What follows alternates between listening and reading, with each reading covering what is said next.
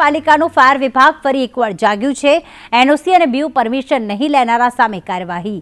Fire NOC વગર ધમધમતા 5 complex seal મારવામાં આવ્યા, જેમાં 194 દુકાનો, ઓફિસીસ અને બેંકો સીલ કરવામાં આવી છે। મયુર અમારી સાથે જોડાઈ ગયા છે। મયુર, એનઓસી અને બીયુ પરમિશન નહીં હોય તો સીલ કરવામાં આવશે। આજે ભાવનગર મહાનગરપાલિકા દ્વારા શું કાર્યવાહી કરવામાં આવી, કેટલા યુનિટ સીલ કરવામાં આવ્યા? जी प्रति ચોક્કસથી વાત કરીએ તો ભાવનગર મનપાનું ફાયર વિભાગ છે તે ફરી એક વખત એનઓસી મામલે અને બીયુ પરમિશન નહીં લેનારા મામલે છે તે આક્રમક બન્યું છે, કારણ કે ભાવનગર મનપાના ફાયર વિભાગ દ્વારા છેલ્લા 2 દિવસથી સીલ મારવાની કામગીરી છે તે હાથ ધરવામાં આવી રહી છે।